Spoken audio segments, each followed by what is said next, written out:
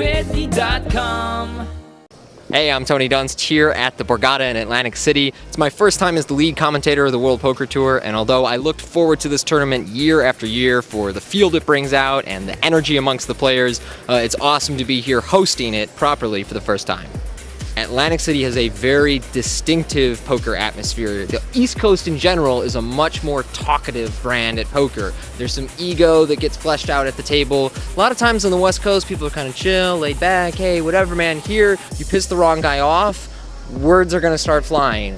You see more random arguments that reach shouting level here in Atlantic City, but then in the same way, you know, it's F you, yeah, F me, F you, and then it's you're all right, you know? So there's this great thick skin that the East Coast players have, and there's this great, you know, energy and wordplay that they bring to the table, but overall, it's still fun and games. I've never seen anybody actually get in a fight around here, but I've seen it, you know, a dozen times. It seems like they're about to get there or something.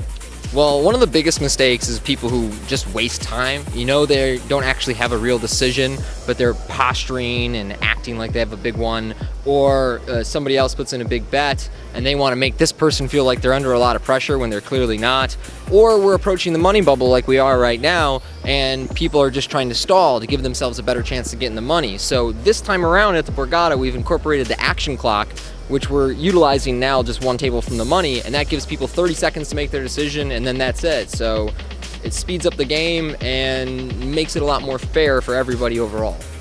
Well, I'm always really happy when I look down at pocket aces. Your heart just starts racing because you know you're going to play probably a big pot. You're probably going to win a lot of money in that. But a hand that I'm just partial to, because I know it's going to be a lot of fun, is Jack-10 suited. Jack-10 suited is just a world of possibilities. It's not a big hand yet, but you just know it's going to be one.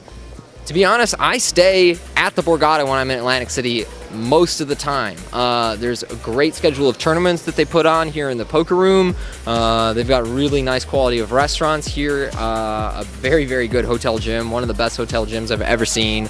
Again, a great pool and everything. So Borgata, in a way, is a very self-contained structure. You don't have to leave it. And sometimes we in the staff will make jokes about the fact, like, when was the last time you went outside? When we're at Borgata, like, when was the last time you went outside? And we'll be like, it's been days. Like, oh yeah, let's go get some air, you know? So I don't leave the building too much. I have flown in and out of Philly and gotten a cheesesteak there on the way to here, but no, I've never hung out in Philly a ton.